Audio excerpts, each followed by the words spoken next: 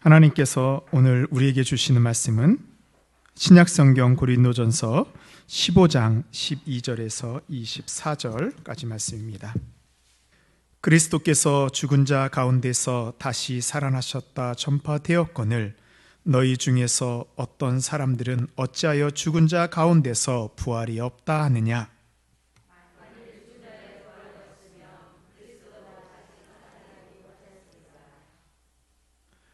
그리스도께서 만일 다시 살아나지 못하셨으면 우리가 전파하는 것도 헛것이요 또 너희의 믿음도 헛것이며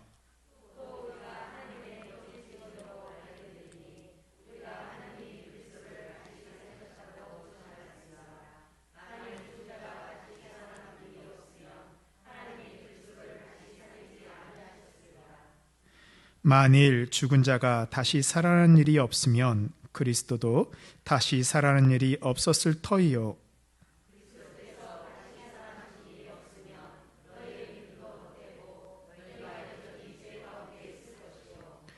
또한 그리스도 안에서 잠자는 자도 망하였으리니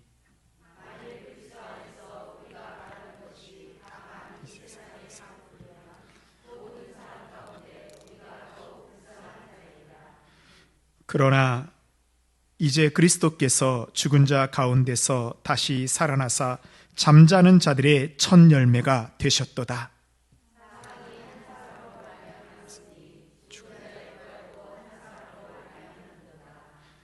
아담 안에서 모든 사람이 죽은 것 같이 그리스도 안에서 모든 사람이 삶을 얻으리라.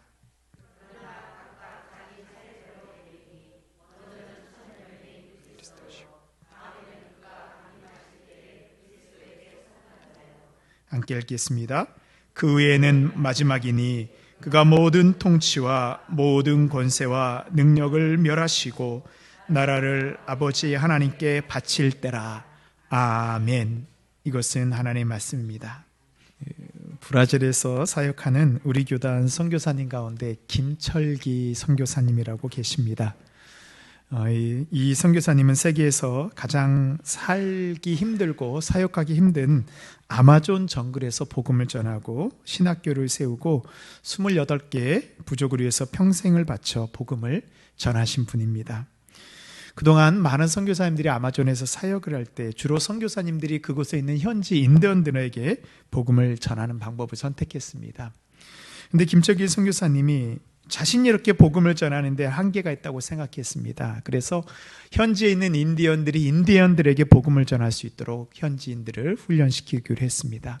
그래서 아마존에서요 신학교를 세웠습니다. 그래서 신학교 이름이 검은강 신학교입니다. 왜냐하면 이 아마존 강이 그들의 눈에는 검게 보인다고 해서입니다. 그래서 그 일을 통해서 이 훈련된 인디언들이 다시 자신들의 부족들을 찾아가 복음을 전하고 있습니다. 김철기 선교사님이 얼마 전에 책을 나셨는데요. 책 제목이 가슴 찢는 회개라는 책입니다.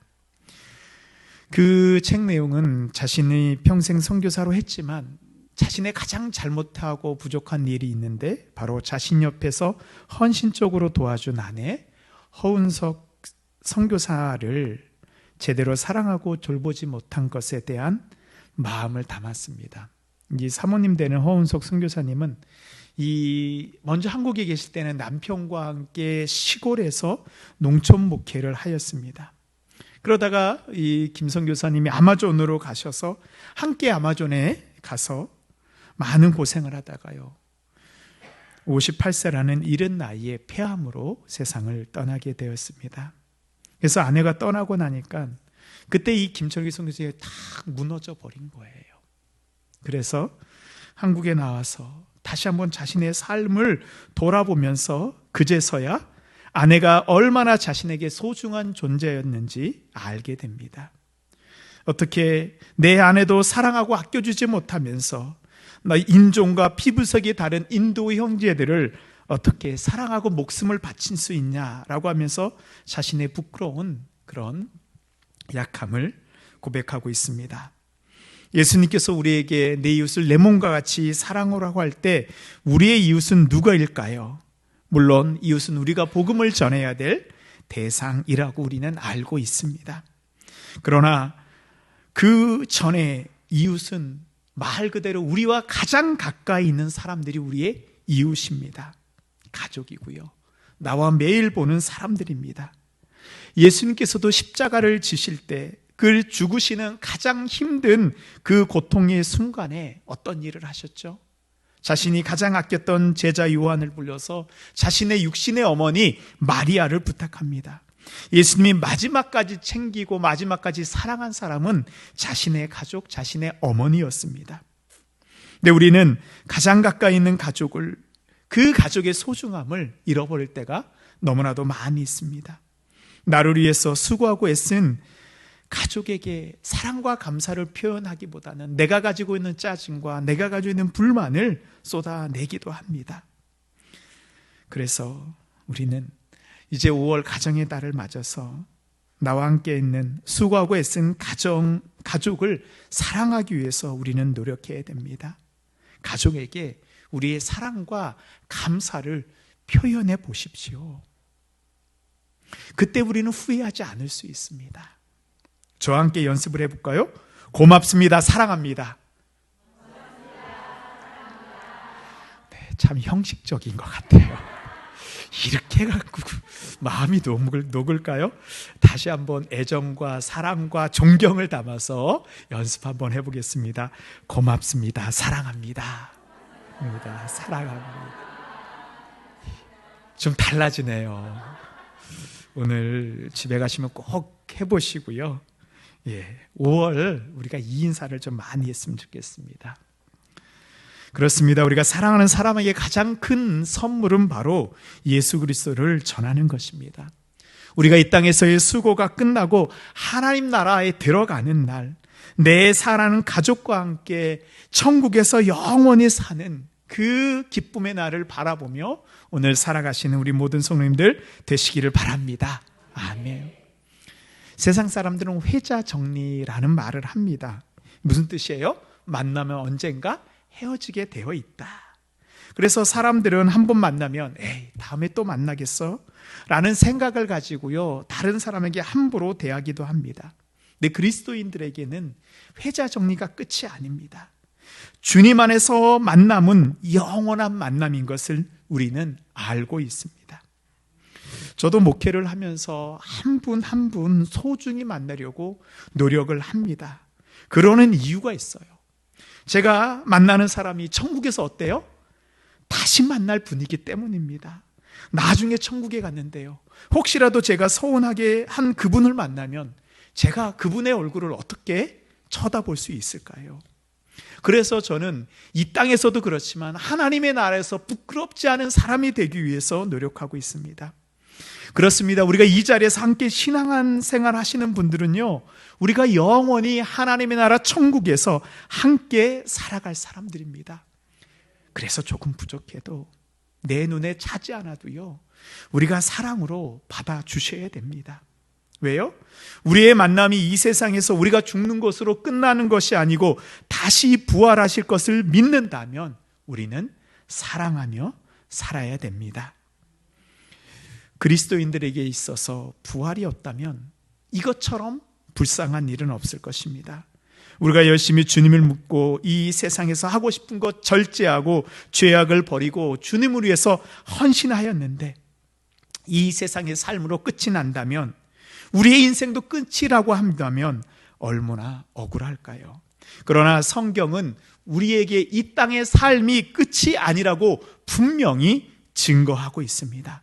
오늘 우리가 함께 읽은 말씀 고린도서 15장은 성경 전체에서 부활 신앙에 대해서 가장 잘 말씀하고 있어요. 그래서 고린도서 15장의 별명이 부활장입니다. 그런데 2000년 전 고린도 교회 안에서는 부활을 믿지 않은 사람들이 있었습니다. 육체의 부활을 믿지 않은 사람들이 있었어요.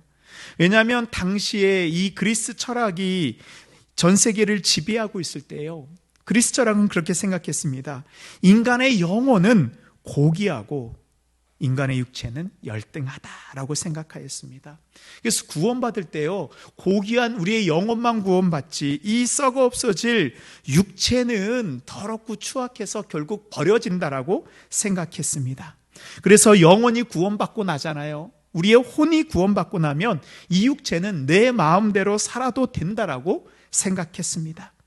그래서 고린도 교회 성도들은 예수 그리스도를 믿지만 여전히 육체는 죄를 지으면서 살았습니다. 고린도 전서를 보세요. 얼마나 수많은 죄악들이 나오고 있습니까? 그러면서 뭐라고 얘기해요? 내 영혼은 구원을 받았으니 이제 걱정할 필요가 없다. 정말 구원은 우리의 영혼만 구원받고 육체는 사라지는 것일까요? 하나님께서 이 세상을 창조하시고 첫사람 아담을 뭐로 만드셨어요? 흙으로 만드셨습니다.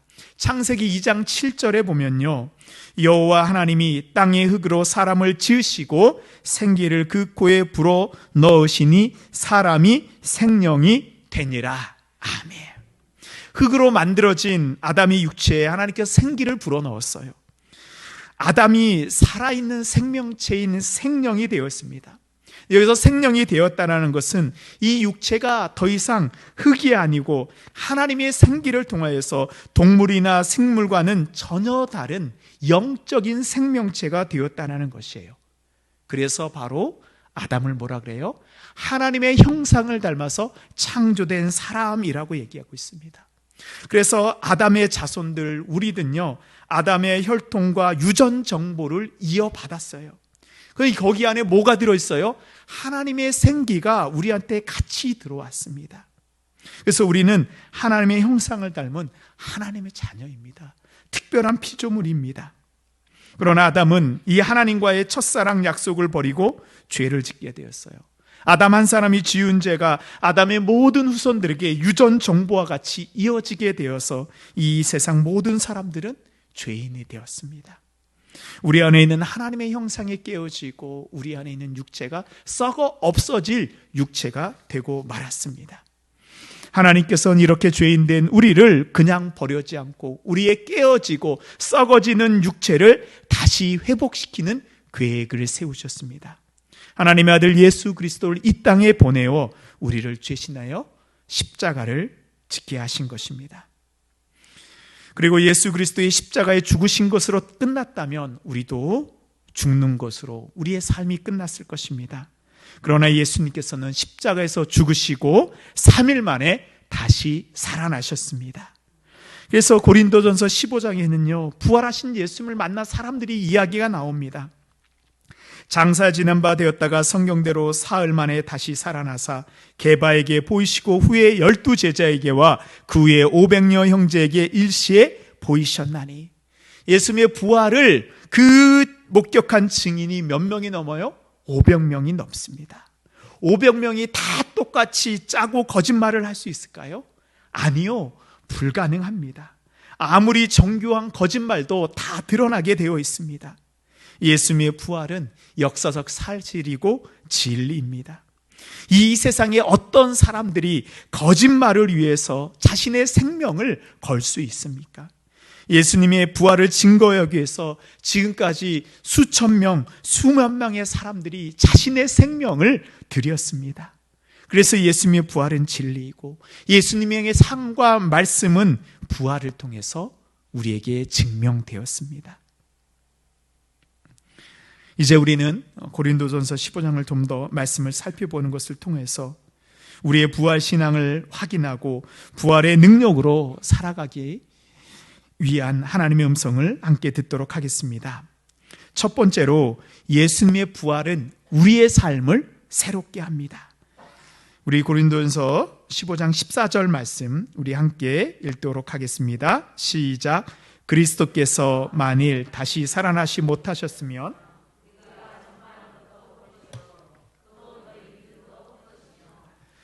예수님이 부활하지 않았다면 우리의 죄가 용서받은 것도 아무 의미가 없을 것입니다. 왜요? 다 죽으면 끝나기 때문입니다. 우리의 인생이 헛되게 되게 됩니다. 그러나 예수님께서 죽음에서 다시 살아나셔서 우리는 새로운 삶을 얻게 되었습니다. 그래서 22절 말씀에 보면요, 아담 안에서 모든 사람이 죽은 것 같이, 그러나 여기가 끝이 아니고요, 그리스도 안에서 모든 사람이 삶을 얻으리라. 이 삶이 바로 창세기 1장에서 하나님께서 아담에게 주신 그 생명입니다. 예수 그리스도의 부활로 그 하나님의 생기와 생명이 다시 우리 안에 들어온 것입니다. 그래서 예수님이 부활하셨다는 것은 예수 그리스도 안에 있는 우리 모두가 새로운 삶을 살게 되고 우리도 부활할 수 있다는 약속을 받은 것입니다. 예수님의 부활은 예수님을 믿는 우리에게 그대로 이어집니다. 첫사람 아담의 죄가 아담의 모든 후손들에게 이어진 것 같이 부활하신 예수님을 통해서 우리 육체의 부활은 이미 이 땅에서 시작이 되었습니다. 주님의 부활로 말미암아 우리에게 일어난 놀라운 사건이 있는데요, 그것은 우리가 이 땅에서 하나님 나라를 유업으로 이어받아 살아간다는 것입니다. 고린도서 15장 50절에 이렇게 말씀하고 있습니다. 형제들아, 내가 이것을 말하노니 혈과 육은 하나님 나라를 이어받을 수 없고 또한 썩는 것은 썩지 아니할 것을 유업으로 받지 못하느니라. 우리의 죄된 육체는요, 하나님 나라를, 하나님이 주시는 기업을 받을 수가 없는 상태입니다. 다시 에덴으로 돌아갈 수 없습니다. 그럼 우리 이 땅에서 아무것도 이어받지 못하는, 유업을 받지 못하는 그런 죄의 고통 가운데 살 수밖에 없을까요? 예수 그리스도의 부활의 능력이 우리에게 다시 시작되었기 때문에 우리는 이 세상에서 이제 하나님 나라의 유업을 이어받으며 살 수 있는 것입니다. 주님의 부활을 믿는 사람에게는 하나님이 태초에 우리를 위해서 만들어주신 그 에덴이 다시 회복되게 됩니다. 하나님의 나라는 우리에게 시작되었고 우리는 하나님의 축복을 누리며 살 수 있습니다. 그런데 왜 우리에게 여전히 고통과 슬픔이 있을까요? 아직 예수 그리스도의 재림이 이 땅에 임하지 않아 우리의 부활이 이 땅에서 완성되지 않았기 때문입니다.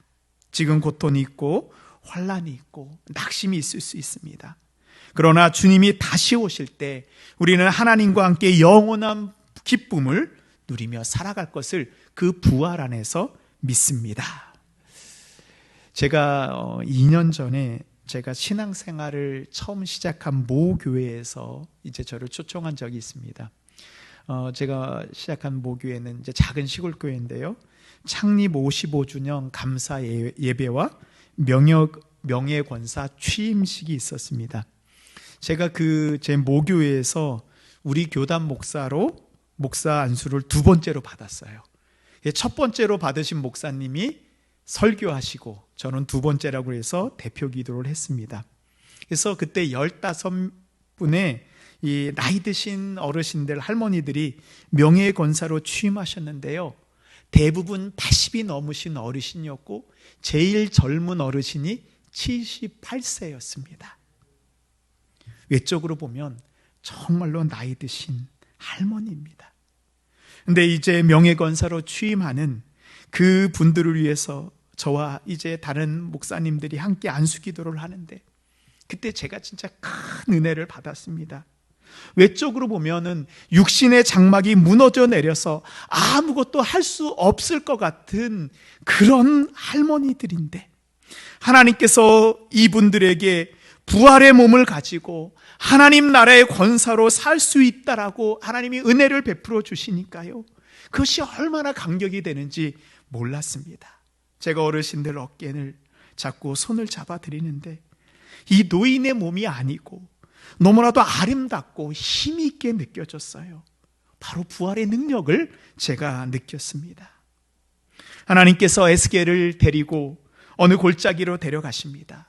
그곳에 사람의 시체가 완전히 썩어서 남은 마른 뼈가 가득한 골짜기였습니다. 하나님이 에스겔에게 묻습니다. 이 뼈가 살아날 수 있느냐? 사람의 생각은 어때요? 안 됩니다. 아닙니다입니다. 그러나 하나님께서는 그 골짜기에 마른 뼈를 다시 살리는 부활의 능력을 에스겔에게 보여주셨습니다. 사랑하는 성도 여러분, 우리는 부활의 능력을 너무나도 모르고 있습니다. 부활하신 주님의 능력이 우리에게 임하시면 우리의 영혼과 우리의 육체에 생기가 넘칩니다.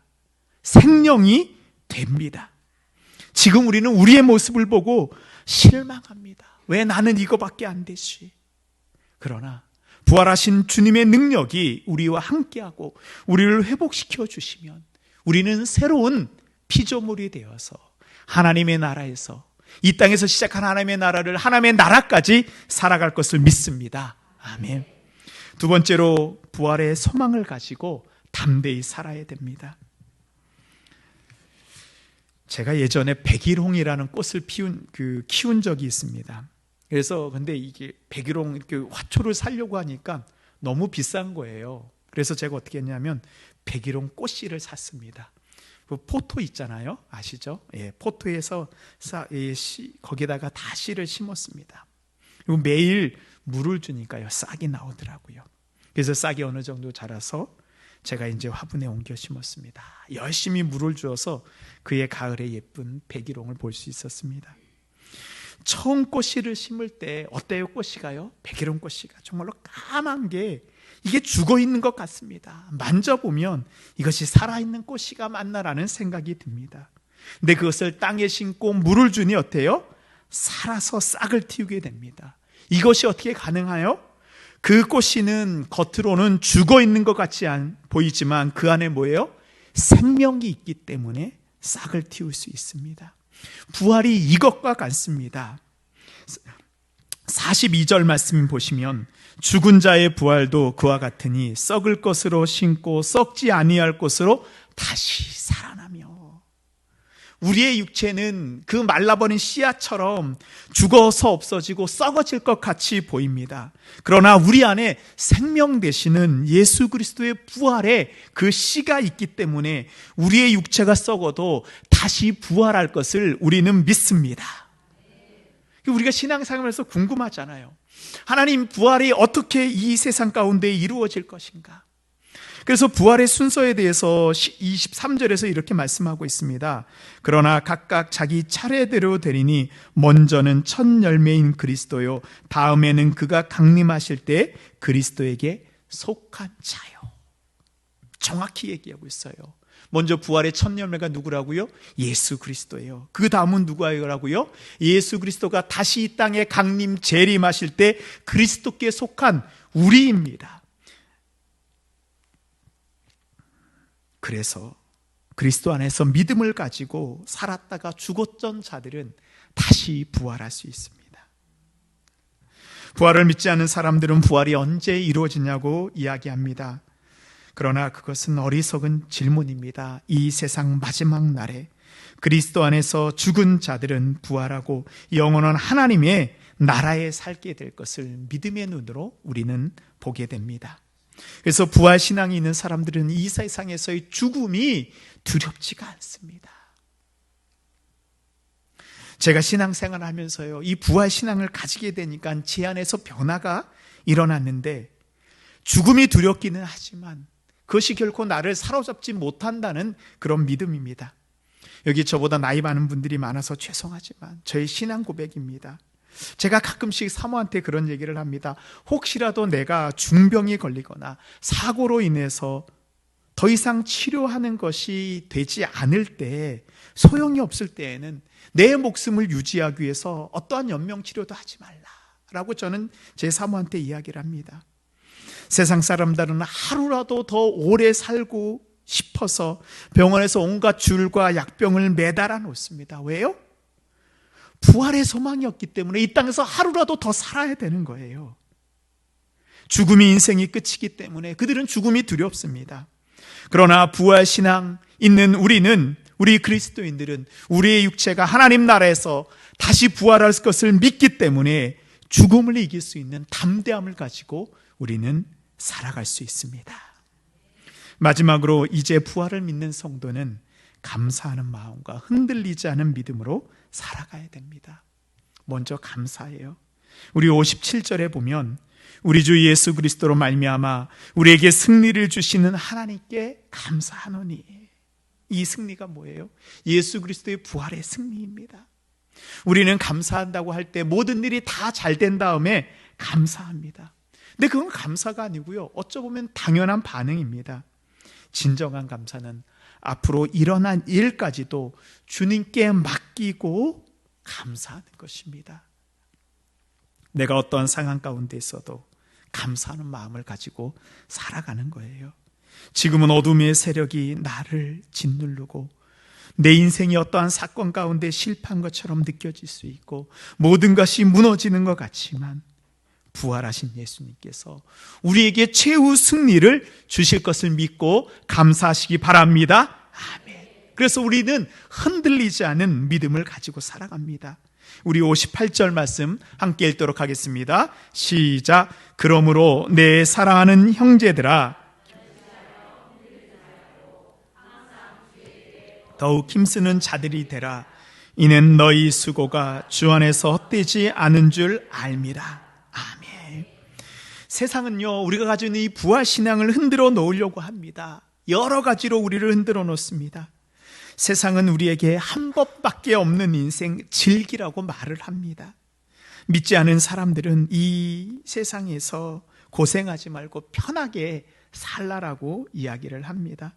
남들처럼 할 거 다 하고 놀 거 다 놀면서 살라고 합니다. 근데 이게요, 사탄이 그동안 우리 마음을 흔들어 놓는 거예요. 사탄은 우리가 그동안 주님을 위해서 나의 모든 것 드린 것을 아깝게 마음을 들게 합니다. 내가 이렇게까지 헌신할 필요가 있나? 라는 의심을 들게 합니다. 그런 사탄의 소리가 우리의 마음을 빼앗는 것이 아니라 우리가 부활하신 주님을 바라보며 우리의 신앙을 더욱더 굳게 하시기 바랍니다. 주님을 위해서 우리가 헌신한 우리의 삶은 젖대로 헛된 것이 아니고 우리가 하나님 나라에 들어가는 그 순간 예수 그리스도가 우리를 안아주시고 우리에게 그 면류관을 씌워주시며 칭찬해 주시는 그 예수 그리스도가 하나님 나라에서 우리를 기다리고 있습니다. 사랑하는 성도 여러분, 더욱더 주님을 붙잡고 살아야 됩니다. 이제 우리가 부활 신앙을 가지고 우리 가운데 하나님의 형상이 회복되고 이 땅에서 주님의 부활을 경험하며 앞으로 오실 주님의 재림의 날을 사모하고 바라보며 하나님 나라에서 영원한 기쁨을 누리는 우리 모든 성도님들 되시기를 간절히 바랍니다. 아멘. 이제는 우리를 죄악 가운데서 부활하시고 구원하시고 부활하신 예수 그리스도의 크신 사랑과 우리를 위해서 영원한 하나님의 나라를 예비하시고 그 부활하신 능력을 우리에게 베풀어 주시는 하나님 아버지의 극진하신 사랑하심과 내 힘으로 일어설 수 없고 내 힘으로 해결할 수 없을 때 우리 안에 거하시며 모든 일들을 능히 넉넉히 이기게 하시는 성령님의 교통교제 역사, 인도하심이 이제 부활의 능력으로 믿음으로 당대히 열방을 치유하며 나아가는 주의 모든 믿음의 자녀들 머리 위에 부활하신 주님의 능력으로 회복되는 우리의 가정과 우리의 자녀들 위에 주님의 부활하신 능력으로 하나님의 유업을 잊게 하는 우리의 기업과 일터와 학업 위에 그 영광의 그날을 바라보며 믿음으로 나아가는 하나님의 동신교회 위에 이제부터 영원토록 함께 하시기를 간절히 축원하옵나이다. 아멘.